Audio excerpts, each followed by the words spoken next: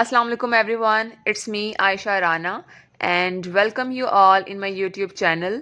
In this channel, I will try my best to teach you in easiest way. So, first of all, subscribe my channel and hit the bell icon so that you can receive all the new videos. Must like and share the video with your friends and fellow. So, let's move to our today's topic, that is set notation. A set may be written in 3 different form called notations. यानी कि set को right करने के 3 different ways होते हैं, 3 method होते हैं, 3 form होती हैं, उन्हें क्या कहते हैं? नोटेशंस. ठीक है. The first one is descriptive notation. First one is descriptive, जैसे कि आपको वर्ड से शो हो रहा है, डिस्क्राइब किया जाता है इसमें. ठीक है. इन descriptive notation a set is described bye a statement and it is not placed with in curly bracket. ठीक है. इसमें ना कॉमास होते हैं ना कर्ली ब्रैकेट्स होती हैं और स्टेटमेंट होती है लाइक दिस. ये याद करने के बाद आपने एग्जांपल करनी है. A is equal to set of vowels in English alphabet. ना कॉमास हैं ना ब्रैकेट हैं. ओके. सेकेंड टाइप जो है वो आपकी उसे कहते हैं टेबुलर नोटेशन या टेबुलर फॉर्म. ओके. इसमें क्या है? In tabular notation all the elements of the set are listed within curly brackets and separated by commas. इसमें क्या होता है? सारे एलिमेंट्स जो हैं वो राइट किए जाते हैं लिस्ट की फॉर्म में, एक साथ अलग अलग करके कॉमा के साथ राइट किए जाते हैं. ठीक है. जैसे ये था आपका set of vowels in English alphabet, descriptive notation में था. इसी को अगर आपने लिखना हो टेबुलर फॉर्म में तो आप इसको इस तरह से लिखोगे, ए इज इक्वल टू AEIOU. ठीक है. स्टेटमेंट को कन्वर्ट कर दोगे एलिमेंट्स के अंदर. ओके.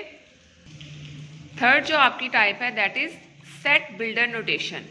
ठीक है. सेट बिल्डर नोटेशन या बिल्डर फॉर्म. ठीक. इसमें आपने क्या करना होता है? इन set builder notation the set is expressed in the form of rule. साथ ही लिख देना है x such that x less than और इक्वल टू 9. बच्चों ये जो है ना, आप ये देखें, ये जो लंबी सी जो एक्स के दरम्यान लाइन है या फिर ये 2 डॉट हैं, दोनों का क्या मतलब है? Such that. ठीक है. ये डॉट, ये जो सिंबल है कॉलन से कहते हैं, ये सिंबल या ये जो लाइन है इसका मतलब क्या है? Such that. तो बिल्डर फॉर्म में आपने जो सेट है वो इस फॉर्म में लिखना होता है, इस रूल के अकॉर्डिंग लिखना होता है. ठीक है. जैसे अगर आपका था इंग्लिश वॉवल वाले ही लिखें तो आप इसको बिल्डर फॉर्म में कैसे राइट करेंगे? X such that x is a vowel of English alphabet with in curly bracket. ठीक है. इस फॉर्म को कहते हैं सेट बिल्डर नोटेशन. आप चाहें तो यहाँ पे ये डॉट वाला साइन भी कॉलन भी लिख सकते हैं और ये लाइन भी, दोनों एक ही बात है. इससे यानी कि जो मर्जी आप डाल सकते हैं. ठीक है. अब आप एक और एग्जांपल मैं आपको देती हूँ. ये देखें, a set of real numbers less than 9. ये स्टेटमेंट राइट की है, कोई कॉमास नहीं है, कोई ब्रैकेट नहीं है, तो इसे क्या कहते हैं? Descriptive notation. इसी को अगर आपने राइट करना टेबुलर नोटेशन में तो आप क्या लिखोगे? उसको ओपन करके लिख देंगे एलिमेंट्स की फॉर्म में 1 2 3 4 5 6 7 8. ठीक है. Tabular notation. इसी को अगर आपने सेट बिल्डर नोटेशन में राइट करना हो तो आप क्या लिखोगे? X such that x less than 9. ये हो जाएगी आपकी बिल्डर नोटेशन. अब यहाँ पे जरूरी नहीं है आप एक्स सच दैट एक्स लिखो, आप YAZ ABC कुछ भी राइट कर सकते हो. ठीक है. और जो आपको question number exercise 1B question number 1 है वो भी इसी से रेलिवेंट है. आप जैसे देख सकते हैं ये क्वेश्चन आपको किस फॉर्म में दिए गए हैं, पता चल गया ना? X such that x form में दिए गए हैं, तो ये कौन सी फॉर्म है? बिल्डर नोटेशन है. तो आपने इसको किस में राइट करना है? टेबुलर फॉर्म में, ओपन करके एलिमेंट्स की फॉर्म में राइट करना है. ठीक है. क्वेश्चन है right the following set in tabular form. यहाँ देखिए मैंने सॉल्व किए हैं ताकि आपको अंडरस्टैंडिंग अच्छी तरह से हो जाए. सबसे पहले आपने डेट एंड डे मेंशन करनी है, आज की टॉपिक लिखना है, एक्सरसाइज 1B क्वेश्चन राइट करना है. Then first part is M is equal to x such that x is the name of presidents of Pakistan. Pakistan के प्रेसिडेंट्स के नाम लिखें. एक्स सच दैट एक्स देख के आपको फौरन पता चल गया कि ये बिल्डर फॉर्म में है. तो आपने क्या लिखना है? पाकिस्तान के जो प्रेसिडेंट्स हैं उनके नेम लिख देने, जैसे कि सिकंदर मिर्ज़ा, अयूब खान, याहिया खान, जनरल ज़ियाउल हक, फारूक लगहरी, रफ़ीक तारड़, परवेज़ मुशर्रफ, आसिफ अली जरदारी, ममनून हुसैन एंड आरिफ अलवी. ठीक है. ये सारे नाम आपने राइट कर दिए. Next one is x such that x is counting number less then 6. Counting number less then 6 मतलब 6 से कम 1 2 3 4 5 यहाँ तक. फिर है y such that y is a multiple of 3. अब 3 के मल्टीपल्स आपने राइट करने हैं. कोई लिमिट नहीं दी गई ना कि लेस देन और ग्रेटर देन, कुछ भी नहीं कहा, तो आपने लिखना है 3, 6, 9, 12 एंड डॉटेड लाइन। इसका मतलब ये है कि ये कंटिन्यूस जाएंगे, कोई स्टॉप नहीं हो रहे। इसके बाद नेक्स्ट है b is equal to n such that n is an even number less than 10, कि इवन नंबर लेकिन लेस देन 10, तो वो कौन से नंबर्स हैं? 2, 4, 6 और 8। आप देख रहे हैं ना, ये किस फॉर्म में लिखा है हमने? बिल्डर फॉर्म में। जो गिवन था वो था, सॉरी गिवन जो था वो बिल्डर फॉर्म में था, जो आपने राइट किया वो कौन सी फॉर्म है? Tabular form.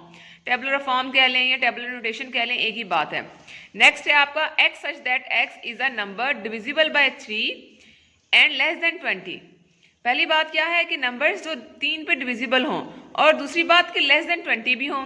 तो आपने क्या करना है? 3 के मल्टीपल्स राइट कर देने हैं, लेकिन लेस देन 20, तो वो मल्टीपल्स बनेंगे आपके पास 3, 6, 9, 12, 15 and 18। Clear? Next one is d is equal to x such that x is the planet in solar system.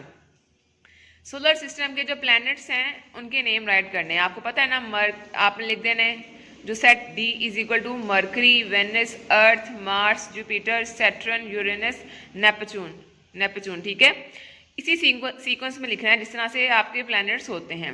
Next one is x such that x is a day of the week. Week के days कौन कौन से होते हैं आपको पता है ना? Sunday, Monday, Tuesday, Wednesday, Thursday, Friday, Saturday. इस तरह से आपने सारे नेम्स राइट कर देने। And here is the last one, y such that y is the name of 3 countries beginning with B। आपने 3 कंट्रीज के नेम राइट करने हैं जो B से स्टार्ट होते हैं। So the answer is Bhutan, Bangladesh, Belgium.